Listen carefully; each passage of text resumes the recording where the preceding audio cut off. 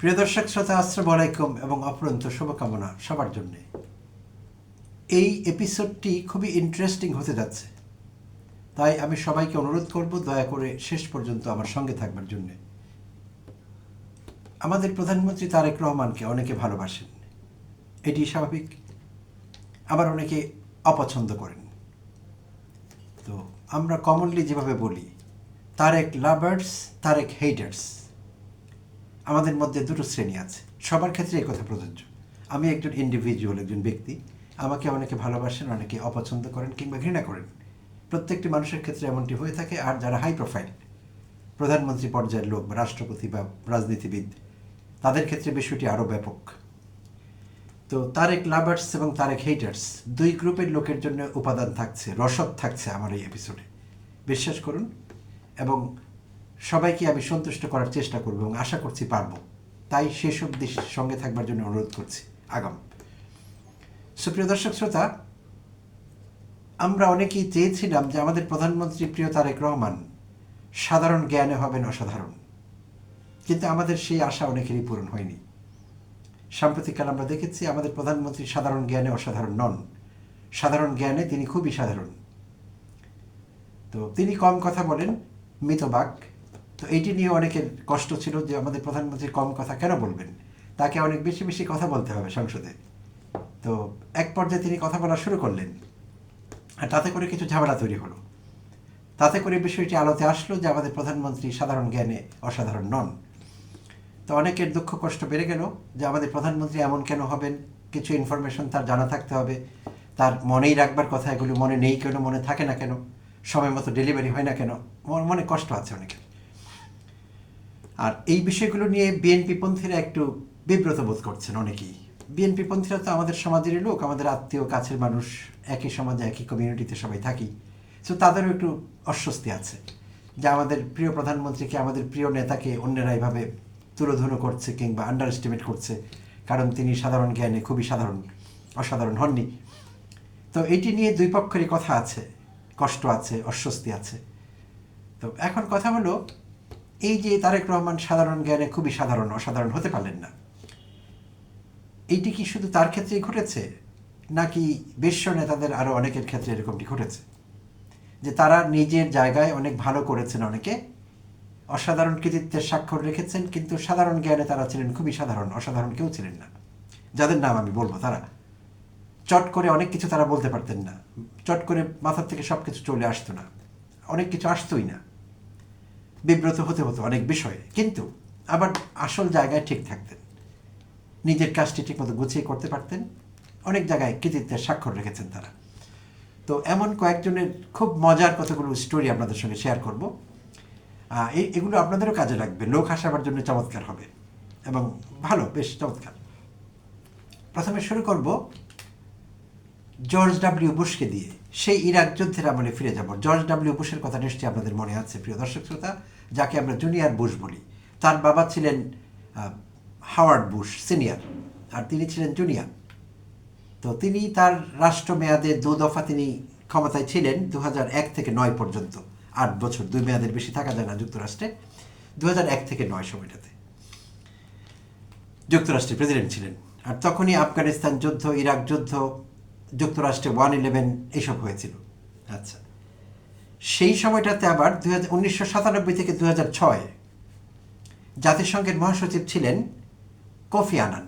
তার কথা নিশ্চয়ই অনেকের মনে পড়বে, একজন আফ্রিকান আমেরিকান কোফি আনান জাতিসংঘের মহাসচিব হয়েছিলেন। আচ্ছা, তো সরি, তিনি আমেরিকান না, আফ্রিকান, গানার লোক ছিলেন কোফি আনান। কোফি আনান মারা গেছেন কয়েক বছর আগে, বাই দ্য ওয়ে। তো এই নামগুলো কাজে আসবে এপিসোডের পরের দিকে, তো এই জন্য নামগুলো বলছি, দয়া করে আমরা মনে রাখবার চেষ্টা করবো, অনেকেরই জানা আছে। কোফি আনান জাতিসংঘের মহাসচিব ছিলেন 1997 থেকে 2006, অর্থাৎ বুশের আমলটাতেই, বুশের দ্বিতীয় মেয়াদে। আচ্ছা, আর কন্ডালিসা রাইস ছিলেন বুশের পররাষ্ট্রমন্ত্রী বুশের। কন্ডালিসা রাইস একজন বিদেশি ব্ল্যাক আমেরিকান, আফ্রিকান আমেরিকান মহিলা, বিদেশি বলা হয় তাকে, পণ্ডিত ব্যক্তি ছিলেন, সব বিষয়ে নলেজ রাখতেন কন্ডালিসা রাইস। আর তিনি এর আগে বুশের প্রথম মেয়াদে ছিলেন জাতীয় নিরাপত্তা উপদেষ্টা, বাই দ্য ওয়ে। সো এই নামগুলো আমরা মনে রাখবো। জুনিয়র বুশ, কন্ডালিসা রাইস তার পররাষ্ট্রমন্ত্রী, জাতিসংঘের মহাসচিব কফি আনান। আচ্ছা, হু জিনতাও ছিলেন চাইনিজ প্রেসিডেন্ট। তো তিনি 2003 থেকে 13 এই সময়টিতে চাইনিজ প্রেসিডেন্ট ছিলেন, অর্থাৎ বুশের আমল কিছুটা পেয়েছেন তিনি। আরেকজনের কথা বলবো, জন মেজর। আমাদের প্রধানমন্ত্রী যেই দেশে 17 বছর ছিলেন সেই দেশের প্রধানমন্ত্রী ছিলেন। প্রথমে অর্থমন্ত্রী ছিলেন, পরে প্রধানমন্ত্রী ছিলেন। তিনি অর্থমন্ত্রী ছিলেন 1989-তে অল্প সময়ের জন্য, আর প্রধানমন্ত্রী ছিলেন 1990 থেকে 97 মেয়াদে।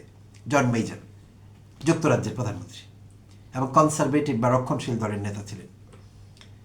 এই নামটি আমরা মনে রাখবো, জন মেজর। আরেকজনের নাম আমরা মনে রাখবো, জ্ঞানী জৈল সিং। আমাদের প্রতিবেশী রাষ্ট্রের রাষ্ট্রপতি ছিলেন জ্ঞানী জৈল সিং, একজন শিখ ধর্মাবলম্বী ভদ্রলোক। 1982 থেকে 87 এই 5 বছর তিনি ভারতের রাষ্ট্রপতি ছিলেন। তার আগে ছিলেন পাঞ্জাবের মুখ্যমন্ত্রী এবং কেন্দ্রীয় হোম মিনিস্টার ইন্দিরা গান্ধীর সময়টাতে। তো এই নামগুলো আমি নিয়ে আসবো পরবর্তী আলোচনায়। তো এক এক করে শুরু করছি। তো তারা কিন্তু, এই যেই নামগুলো আমি বলেছি, তারা কিন্তু সারা বিশ্বেই পরিচিত, নোন ফেস একেবারে, এবং নিজের নিজের জায়গায় অনেকের কৃতিত্ব আছে, পাওয়ার মতো তারা পেয়েছেনও, স্বীকৃতি পেয়েছেন। তো প্রথমে শুরু করব জন মেজরকে দিয়ে, প্রধানমন্ত্রী যেই দেশে ছিলেন। তো জন মেজর প্রথম জীবনে তরুণ যখন তিনি বয়সে 16 বছর বয়সে স্কুল ছেড়েছিলেন। দারিদ্র্যের কারণে পড়াশোনা এগোয়নি, একেবারেই এগোয়নি পড়াশোনা। কয়েক ক্লাস পড়েছিলেন, 16 বছর বয়সে স্কুল ছাড়তে বাধ্য হয়েছিলেন।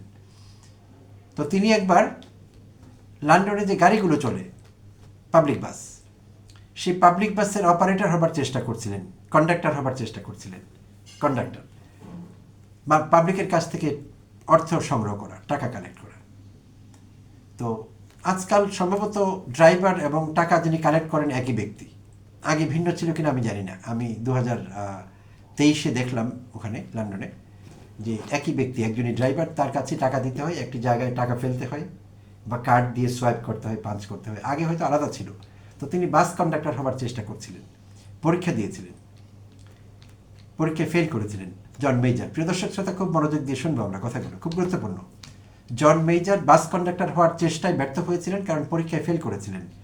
ম্যাথ পার্টে ফেল করেছিলেন, অঙ্কে দুর্বল ছিলেন, যোগ বিয়োগ ভালো বুঝতেন না, তাই ফেল করেছিলেন। বাস কন্ডাক্টর তার হওয়া হয়নি।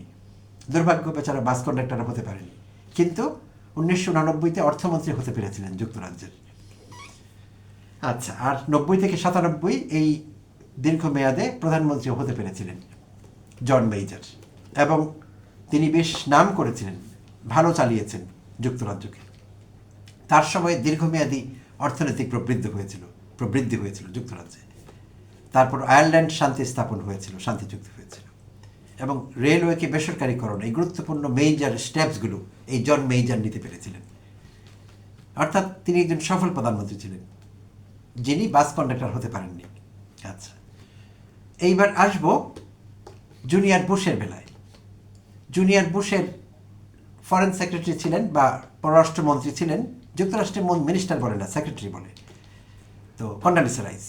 তো তিনি বিদেশি ছিলেন, আগেই বলেছিলাম। তো একবার কোনো এক পরন্ত বিকেলে অবসরে কন্ডালিসা এবং বুশ হোয়াইট হাউসে বসে কথা বলছেন, ওভাল অফিসে। তো সেখানে হঠাৎ করে বুশ বললেন কন্ডালিসা রাইসকে, I want to speak to হু, অর্থাৎ I want to speak to who. একটু আগে আপনাদের আমি বলেছিলাম যে চাইনিজ প্রেসিডেন্ট ছিলেন হু জিনতাও। তো হঠাৎ করে বুশের মনে হয়েছে চাইনিজ প্রেসিডেন্টের সঙ্গে কথা বলতে হবে। তো হু জিনতাও পুরো নাম তার মনে নেই, হু মনে আছে। তো তার সেক্রেটারিকে, ফরেন সেক্রেটারিকে বললেন, I want to speak to who. তো কন্ডালিসা রাইস তাকে জিজ্ঞেস করলেন, বুশকে পাল্টা প্রশ্ন করলেন, who do you want to speak to, আপনি কার সঙ্গে কথা বলতে চান? তো বুশ বলছে, I want to speak to who. সে yes, I understand, but who do you want to speak to? আপনি কারোর সঙ্গে কথা বলতে চান সেটা আমি বুঝতে পারছি, বাট কার সঙ্গে কথা বলতে চান? এবার বুশ একটু বিরক্ত হলেন। বুশ বললেন, কন্ডি। কন্ডালিসা রাইসকে আদর করে কন্ডি ডাকতেন। Condi, why are you asking me a question in reply to my question? আমার প্রশ্নের উত্তরে তুমি আমাকে প্রশ্ন কেন করছো? কারণ বুশ বলেছিলেন, I want to speak to হু, অর্থাৎ হু জিনতাও, চাইনিজ প্রেসিডেন্ট। আর কন্ডোলিসা রাইস বিষয়টি বুঝতে পারেননি, তাই তিনি বলেছিলেন কার সঙ্গে আপনি কথা বলতে চান, হু মানে হুম, এরকম তিনি ভেবেছিলেন যে ইংরেজিতে হু বলেছে। তাই তিনি জিজ্ঞেস করছিলেন who do you want to speak to আর whom do you want to speak to. তো হু নিয়ে পেচ লেগে গেল, কারণ পুরো নামও জানেন না জুনিয়র বুশ, তাই খুলে বলতেও পারছেন না। আচ্ছা, তো বিরক্ত হলেন। এবার বললেন, বুশ বলছেন নেভার মাইন্ড, ছেড়ে দাও ওই কথা, ওটা নিয়ে মাথা ঘামাবার দরকার নেই। এবার বলছেন আই ওয়ান্ট কফি। তো বলছেন ওই যে মধ্যপ্রাচ্যের লোকটা আছে না, the guy in the middle east, coffee, I want coffee. তো বলছেন the guy in the middle east. তো এইবার কন্ডোলিসা রাইস ভাবছেন যে তিনি বোধহয় ইয়াসির আরাফাতের সঙ্গে কথা বলবেন, তো তিনি বললেন ইয়াসির। তো এইবার বুশ বলছেন নো কফি। তিনি আসলে কথা বলতে চাইছেন কফি আনানের সঙ্গে। এখন কফি আনান যে জাতিসংঘের মহাসচিব এটা তার মনে নেই, কারণ তিনিও ছিলেন সাধারণ জ্ঞানে অসাধারণ। তো তাই বলছেন যে দ্যাট মিডল ইস্ট গাই। তো এই জন্য কন্ডি বললেন ইয়াসির আরাফাত, তো এবার উনি বলছেন নো কফি আনান, তো কফি বলছেন। তো এইবার কন্ডোলিসা রাইস ভেবেছেন রাষ্ট্রপতি বোধহয় কফি খেতে চাইছেন, তো এবার বলছেন okay sir coffee, you want coffee? বলছে ইয়েস আই ওয়ান্ট কফি। তো এইবার বলছেন how do you like it, black or with milk and sugar? বলছে নো আই ওয়ান্ট কফি। বলছে yes I understand, that's why I want to make sure how you'd like your coffee. আপনি আপনার coffee কীভাবে চান আমি সেটা ensure করতে চাইছি, ব্ল্যাক কফি আর milk and sugar, with milk and sugar. তো এইবার বুশ বলছে never mind, give me black coffee. তো ব্ল্যাক কফি দিয়ে দিয়েছে, কনভারসেশন আর এগোয়নি বেশি দূর। তো প্রিয় দর্শক শ্রোতা, জুনিয়র বুশ কিন্তু দুনিয়া কাঁপিয়েছেন। ইরান যুদ্ধ, আফগানিস্তান যুদ্ধ, 1/11 তার আমলে হয়েছিল, ইত্যাদি ইত্যাদি কারণে দুনিয়া কাঁপানোর লোক, তাকে সবাই চিনেন, আরও বহু প্রজন্ম তাকে চিনবেন। তো এই ছিল তার জেনারেল নলেজ বা জিকে বা কমন্স, যেটাই বলি আমরা, সাধারণ জ্ঞান। তো এই ছিল তার অবস্থা। আচ্ছা, তো এই গেল আমাদের জুনিয়র বুশ। এইবার আমরা আসব আইনস্টাইনের ক্ষেত্রে। বিজ্ঞানী আইনস্টাইনকে একবার রাস্তায় ট্রেনে করে কোথাও যাচ্ছিলেন, তো তার পরিচিত একজন লোক তাকে চিনে ফেললেন এবং রাস্তায় ট্রেনের বগিতে তাকে ধরলেন, কম্পার্টমেন্টে ধরে বললেন আইনস্টাইন তোমার ফোন নাম্বারটা আমার দরকার, please give me your phone number. তো আইনস্টাইন ব্যাগ খুললেন, ব্যাগ থেকে একটা নোটবুক বের করলেন, নোটবুকে পাগলের মতো খুঁজছেন, পৃষ্ঠা উল্টাচ্ছেন।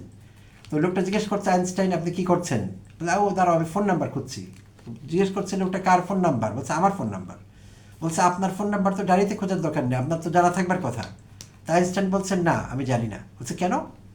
সবাই তো সবার ফোন নাম্বার জানে। বলছে না ফোন নাম্বার কেন মুখস্থ করবো কষ্ট করে? যে জিনিস কোথাও লিখে রাখা যায় ডায়েরিতে, পাতায়, খাতায়, আমি এটা মুখস্থ করে আমার ব্রেনের গুরুত্বপূর্ণ জায়গা কেন নষ্ট করব? তাই আমি মুখস্থ করিনি, আমার ডায়েরিতে লেখা আছে, কেউ চাইলে খুঁজে বের করে দিয়ে দিই। সো প্রিয় দর্শক শ্রোতা, আইনস্টাইন সামান্য ফোন নাম্বার মুখস্থ করতে চাইতেন না কিংবা পারতেন না, বা বিষয়টা কি জানি না।